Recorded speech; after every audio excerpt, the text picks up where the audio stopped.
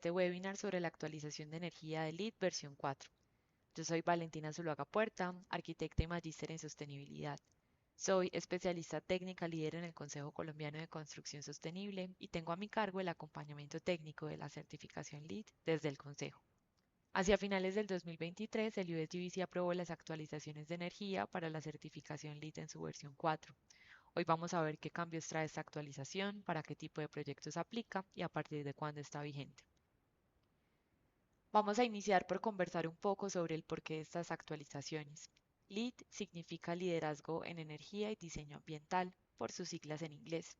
Y esta palabra, liderazgo, es clave, porque justamente esta actualización busca que las edificaciones con certificación LEED sigan liderando las prácticas de sostenibilidad en la industria de la construcción. La versión 4 de la certificación LEED salió en el 2013, desde hace más de 10 años. Cuando se lanzaron los requerimientos de esta versión eran difíciles de cumplir y más aún en el contexto colombiano. Nos tomó tiempo aprender a implementar las estrategias, pero aprendimos y las edificaciones con certificación LEED en Latinoamérica aumentaron. Y hoy Colombia es uno de los líderes en el mercado, siendo el tercero con más proyectos registrados después de Brasil y de México. Ahora que la certificación LEED versión 5 está en camino y que aún nos quedan varios años de proyectos certificados bajo la versión 4, el USGBC quiere asegurarse de que los edificios con certificación LEED sigan siendo líderes en el mercado por sus prácticas de sostenibilidad. Además, la mayoría de versiones anteriores han pasado por procesos similares de actualización, así que esto no es nuevo. Y finalmente, esta actualización se hace porque es urgente tomar medidas frente al cambio climático y la crisis ambiental que atravesamos. En ese sentido, no solamente se aumentaron los requerimientos de ahorro de energía para los proyectos, sino que también se añadieron algunos requerimientos relacionados con los gases de efecto invernadero, lo que nos ayuda a seguir trazando un camino hacia la descarbonización del entorno construido.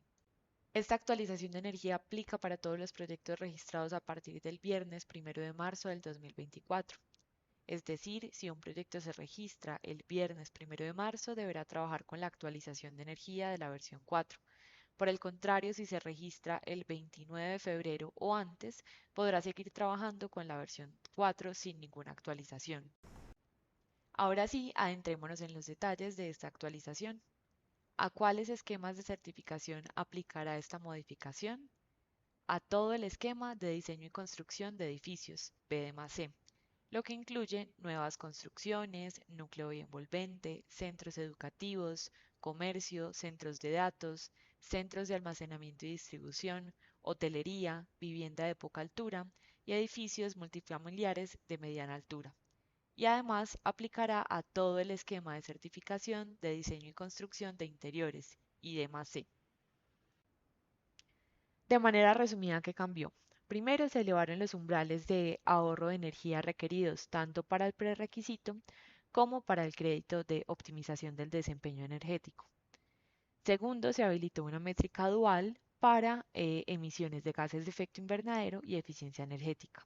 Y finalmente se realizó una modificación en el Home Size Adjustment para Multifamily Mid-Rise y para Homes, que esto es una modificación en el ajuste del tamaño de las viviendas. El prerequisito de desempeño mínimo de energía quedará de la siguiente manera. Se continuará utilizando el estándar ASHRAE 90.1 de 2010. No habrá modificaciones en el año del estándar utilizado. Para demostrar los ahorros se podrá utilizar el costo de la energía o la fuente de la energía o las emisiones de gases de efecto invernadero, cualquiera de estos tres métodos. Ahora, los ahorros requeridos para cumplir con el prerequisito para el caso de diseño y construcción de edificios BDMAC en casi todas las tipologías corresponde a mínimo el 10%. En el caso de núcleo y envolvente y centros de datos es del 8% y para el caso de edificios de salud y hospitalarios es del 5%. Para el esquema de certificación de diseño y construcción de interiores y demás C, el porcentaje varía entre el 6 y 8% dependiendo de la línea base elegida. Otra característica importante de esta actualización es que ahora para el prerequisito es posible demostrar los ahorros de energía contando la energía renovable generada en el sitio. Para el crédito optimización del desempeño energético tenemos algunas modificaciones más representativas.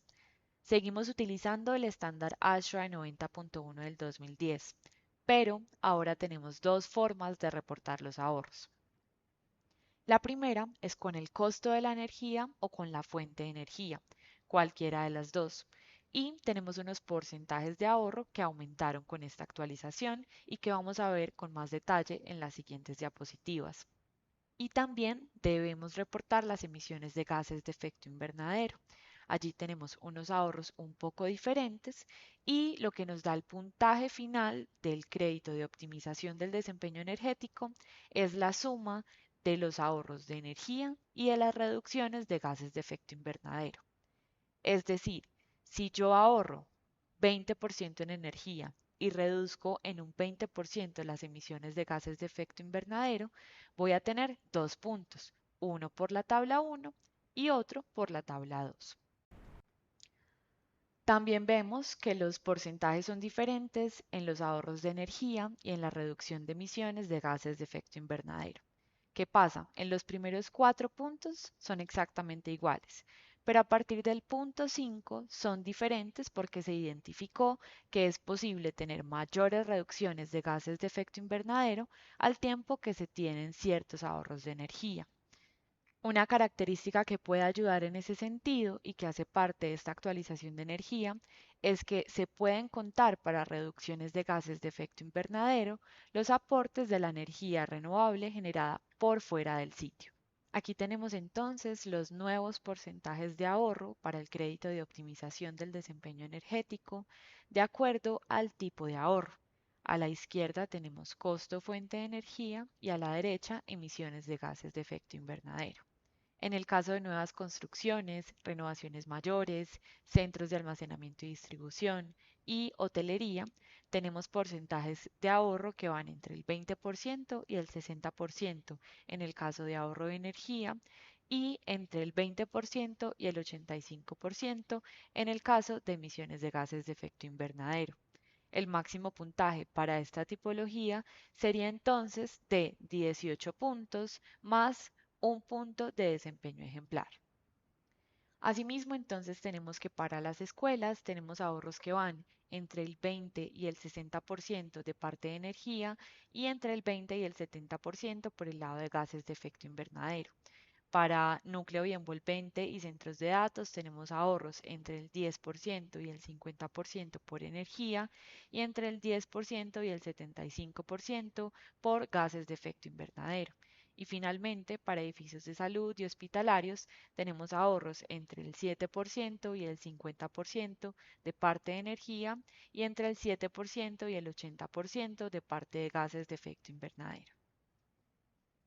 Pero más allá de ver los porcentajes de manera aislada, miremos entonces una comparación con la versión anterior y cómo subieron estos umbrales de energía, tanto para el prerequisito como para el crédito. Aquí podemos ver entonces la modificación en los porcentajes para nueva construcción, centros de almacenamiento y distribución, hotelería y comercio, escuelas, núcleo y envolvente y centros de datos y edificios hospitalarios y de salud. En todos los casos, las modificaciones son significativas. Hay un incremento importante en los ahorros de energía y no olvidemos que estas gráficas ya integran los ahorros de energía sumados con las reducciones de los gases de efecto invernadero. Ahora tenemos los ahorros de energía para el esquema de diseño y construcción de interiores y demás C. Aquí tenemos dos posibilidades que no varían dependiendo de las tipologías, sino dependiendo de la línea base que se utiliza. Entre la sección A y E tenemos edificios que tienen como línea base el estándar ASHRAE 90.1 del 2010. Y en estos edificios tenemos ahorros que varían entre el 8% y el 40% en energía y el 8% y el 50% en emisiones de gases de efecto invernadero. Para el caso de la sección F tenemos proyectos que utilizan como línea base el edificio existente. Allí tenemos ahorros de energía entonces que van entre el 10% y el 42% en energía y entre el 10% y el 52% en reducciones de gases de efecto invernadero. Aquí podemos ver las modificaciones para este esquema de diseño y construcción de interiores que aplica para todas las tipologías con respecto a la versión sin actualización. Nuevamente hay incrementos de ahorros significativos y recuerden que aquí ya tenemos combinadas los ahorros de energía y las reducciones de gases de efecto invernadero. Para el caso de Multifamily Mid-Rise tenemos la posibilidad de llegar hasta 30 puntos más un punto de desempeño ejemplar con ahorros que van desde 12% hasta el 40% en energía y desde el 12% hasta el 100% en reducción de gases de efecto invernadero. Las modificaciones en los umbrales de ahorros de energía y de gases de efecto invernadero en esta tipología son un poco menores que en las demás, también porque las posibilidades de ahorro son menores en este caso. Hay una modificación adicional para Multifamily Mid-Rise y para Homes, que corresponde al ajuste del tamaño de las viviendas. Antes, por la reducción de 4% del tamaño de la vivienda, se daba un punto y ahora este porcentaje se modifica al 7%. Es la única modificación que aplica para la tipología de Homes. Bueno, volvamos ahora sobre los aportes de la energía renovable a la actualización de energía. Tenemos primero que la energía renovable generada en sitio ahora nos va a aportar ahorros para el prerequisito de desempeño energético mínimo. Entonces voy a poder contar como ahorros la energía renovable generada en sitio para el prerequisito y también para el crédito de optimización del desempeño energético. Por otro lado, la energía renovable generada por fuera del sitio va a generar aportes para la reducción de gases de efecto invernadero del crédito optimización del desempeño energético. Para este último crédito de energía renovable generada por fuera del sitio tenemos dos opciones de cumplimiento. La primera es por la versión 4 que tenemos energía renovable que puede ser no generada en el sitio ni en el campus, pero sí dentro de la comunidad. Tenemos otra alternativa y es sustituir este crédito de la versión 4 a la versión 4.1 y utilizar energía renovable que no está generada ni en el sitio, ni en el campus, ni en la comunidad, pero sí dentro del país o dentro de la región. ¿Qué significa esto? Por ejemplo, si hay un proyecto de energía fotovoltaica en Ecuador y yo estoy cerca de la frontera y mi proyecto está electrificado por medio de este proyecto, pues yo lo puedo reportar para este crédito y también para la reducción de gases de efecto invernadero en el crédito de optimización de energía. Para poder documentar este crédito se requieren entonces los certificados que demuestren la procedencia de la energía y la existencia de la red que conduce la energía hasta el proyecto. El crédito de optimización del desempeño energético aún tiene habilitada la opción de sustituir la versión 4 por la versión 4.1. De hecho, lo que busca esta actualización en energía es que cada vez se parezca más la versión 4 a la versión 4.1, haciendo más exigentes todos sus requerimientos. Está disponible entonces para todos los proyectos registrados bajo los esquemas BD+C y D+C, excepto para la tipología de Multifamily Mid-Rise, que en este caso hay unas condiciones particulares. Notarán también que la versión 4 con esta actualización de energía ya no tiene la posibilidad de cumplimiento a través de opciones prescriptivas. Esto sí está disponible cuando se hace la sustitución del crédito por la versión 4.1. Y finalmente, es importante tener en cuenta que cuando se hace la sustitución por la versión 4.1, ya se debe utilizar el estándar ASHRAE 90.1 en su versión del 2016 o versiones posteriores. Bueno, ahora vamos a conversar sobre la posibilidad de cumplir con el crédito de optimización del desempeño energético de nuestro proyecto con la posibilidad de electrificar nuestro proyecto.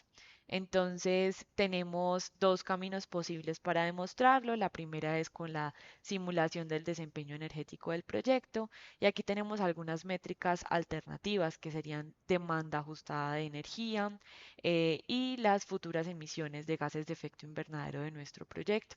Esto pues evalúa el tema de electrificación, los picos de demanda de energía que se reducen, métricas de eficiencia energética y la energía renovable.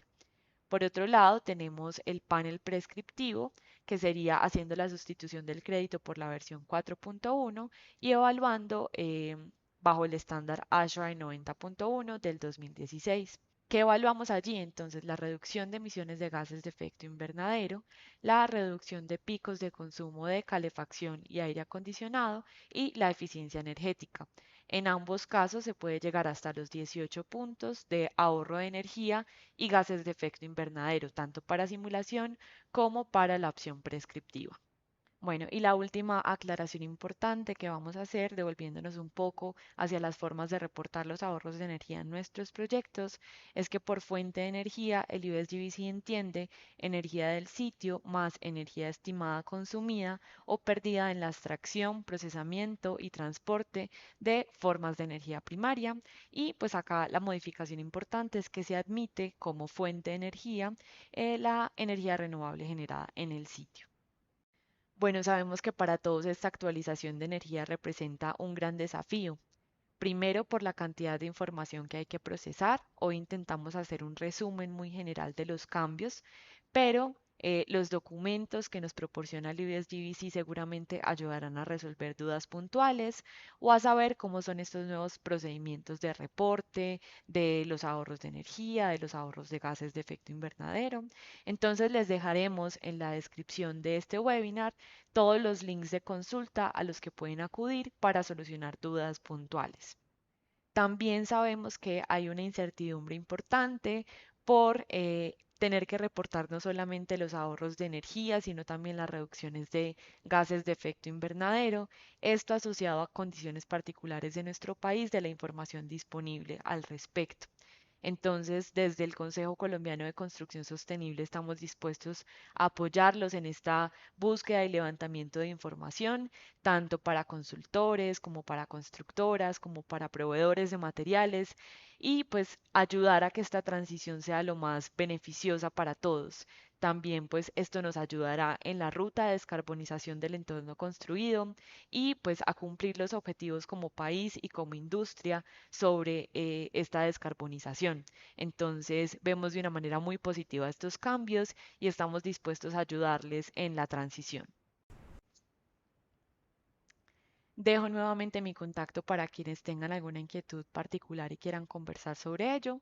Y finalmente espero que este webinar haya sido de su interés y apoye los procesos de certificación LEED en los que estén trabajando.